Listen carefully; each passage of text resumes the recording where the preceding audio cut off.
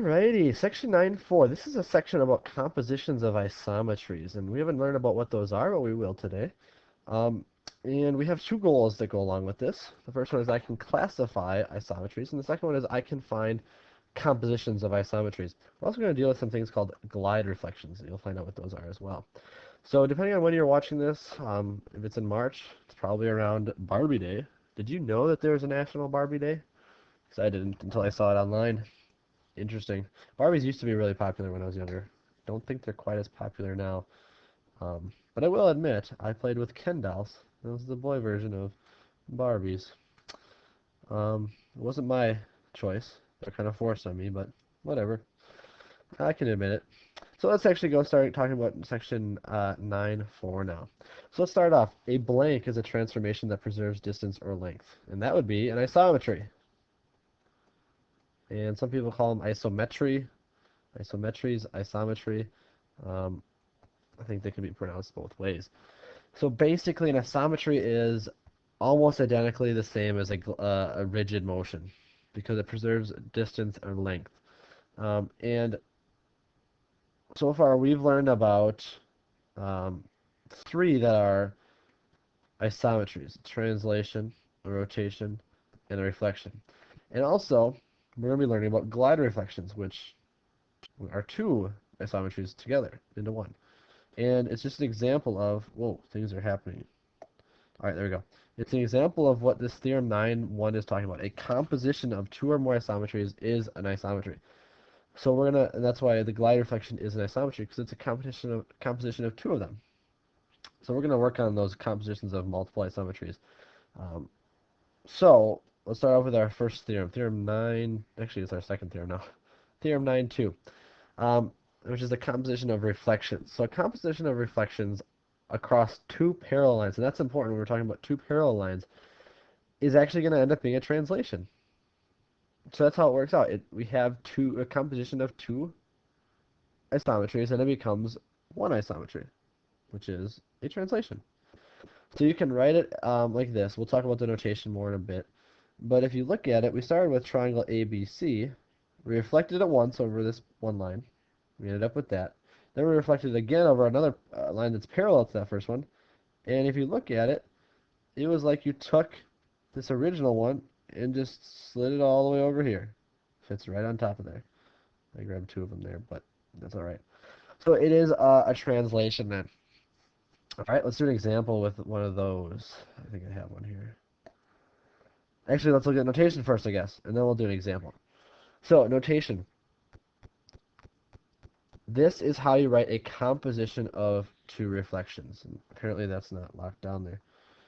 But that is how you write a composition of two reflections. So it's kind of weird, but I'll give you some pointers in here. This middle part means of. And this is important. The first isometry that you do, or the first transformation you do, is actually the second one listed. So it's flip-flopped here. And I'll explain why in just a sec. But it's read like this. The reflection over line M of the reflection over line L of shape RSTU. So you're doing the reflection over line L of RSTU, and then you're doing the reflection over line L or M of that first part. So that's why they have it in that order. Okay? So let's look at one and see how that actually works. Again, you can write it like this with the parentheses. This would be the same thing. You still put the second one first, and you have the figure at the end. Less commonly used, I won't use it as much as well, but that is another way that you might see this. Composition of reflections, or composition of isometries in general. So here we have the image, we want to figure out the image of this composition. So remember, this is the reflection of line over line M of the reflection over line L of the J. So this is first, this is second, and we have in the of in between. So the question is, what is the distance of the resulting translation? Well, I don't know what the distance is right now. We'll kind of estimate in a little bit. But let's do this first. First, you do the reflection over line L. So I am going to estimate. Probably going to be a bad estimation because I am not a real good artist. That is okay. I'm going to color that in and make it pretty. There's my first reflection. Not perfect, but pretty close. Now, second, we do the reflection over line M of that image. So if we were to reflect that over line M, and I'm gonna cheat here a little bit. Um, but let's do this. Let's take a straight edge. I'm gonna go from here to here. Now, if I want to know the exact distance, so I can reflect it that exact distance, I'm gonna clone it and go right here.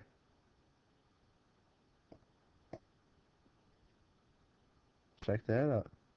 Now what I'm gonna do with this shape, boom, clone that. Oops. Sorry, I ruined that one.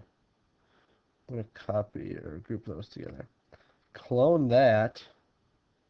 Ooh, I don't know if I can flip it though. Oh, I can. Flip left. Alright.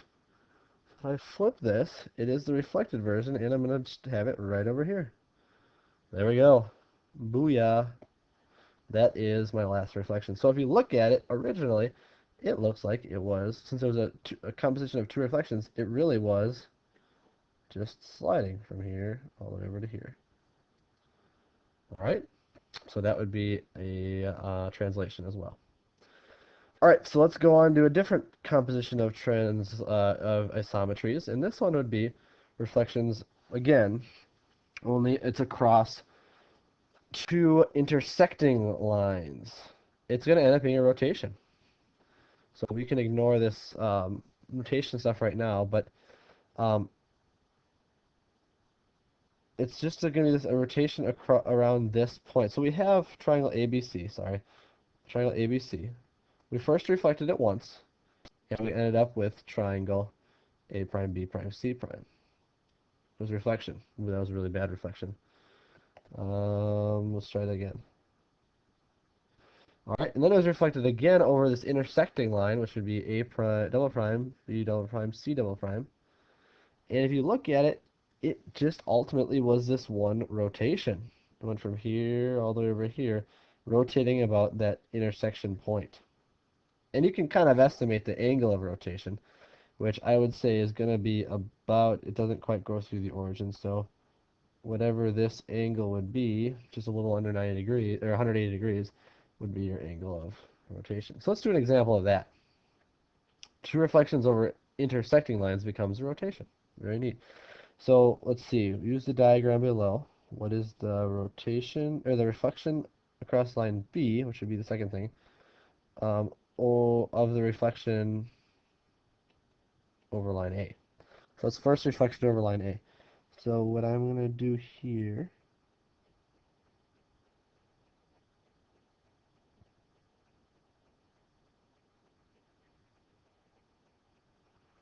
whoa, not sure what happened there.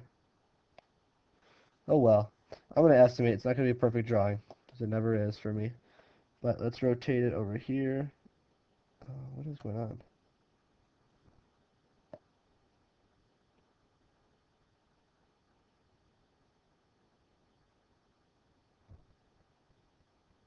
Again, not at all perfect, but it's progress. It doesn't look too bad. So that's my reflection across line A. Then I have to reflect that across line B. So I reflect that across line B. What I'm going to do is actually just take this whole thing, clone it again, flip it over. It looks like it's just going to be that, and put it right about there. So that was that second reflection. Now, if you look at it, this was our two reflections, but it actually would be a rotation. If you look at this, from this one point, um, let's say to this point here, same point, it looks like it was ultimately a 90-degree rotation because it was the same thing. They all rotate, all the parts rotated 90 degrees. So we're going to say this is about a 90-degree rotation over, sorry, the point C. Pretty cool how two reflections then, if there's intersecting lines, becomes a rotation. All right, last thing. All right, last thing is these things that I told you we're going to do is called glide reflections. So a glide reflection.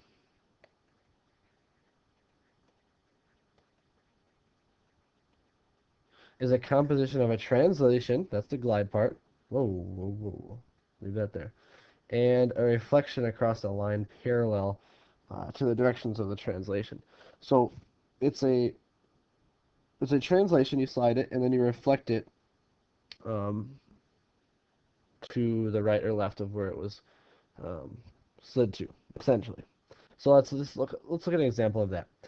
Um, the notation would be like a regular composition of isometries, because this is a composition of isometries. It's just with a translation first, and then a reflection second. All right. So let's look over to the right. We have this paw print. We're going to translate it up first. And after we translate it to this spot, we have to then reflect it over. Um, it just has to be over a line that was parallel to our translation. So it could have been reflecting over this line, and then you'd reflect it over here. But since this is the line we chose, we're reflecting it over to the right, and that's our new final image. That was a glide reflection. It was a glide and a reflection. So let's look at an example of a glide reflection, and let's try to do this one. This is going to be our last example. A glide reflection. So we have the image, we have TEX. It's in the smaller graph right here. I'm going to put it on the larger graph. I'm going to make it green. So T is negative 5 and 2. 1, 2, 3, 4, 5, and up 2. That's T. E is negative 1 and 3. And X is negative 2 and 1. I went too far up for that, for E. Negative 1 and 3. We have E and we have X. There's our first shape. That's Tex. We're going to call that Tex from Texas. All right, but what we want to do first is a translation. And remember, if we do a translation, the first number tells you right or left. Second number is how far up or down. So we're going to translate it 1 to the right since it's a positive. So 1 to the right would be right here. 1 to the right would be right here. 1 to the right would be right here. No up or down, so there's our new figure. T prime, E prime, X prime. The second thing we have to do then is reflect over y equals negative 2. So that would be on the y-axis, negative 2 is right here. So that line looks like this. Oh, that's pretty straight, not bad.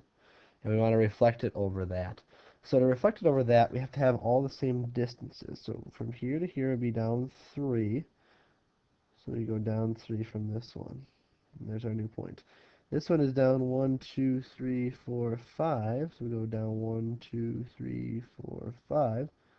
There's our new E point, E double prime. And then from this one, 1, 2, 3, 4. So down 1, 2, 3, 4. And that right there would be our new shape. It was a glide and then a reflection. So we have T double prime, E double prime. Oh, and X double prime. And so we have T double prime would be the point. It's negative 1, 2, 3, 4, 5. Sorry, negative 4, negative 1, 2, 3, 4, 5, 6. Negative 4, negative 6, it looks like. E double prime would be 0 and down 1, 2, 3, 4, 5, 6, 7, I believe it was. Yep. So 0, negative 7. And then X double prime. Ah, craziness. X double prime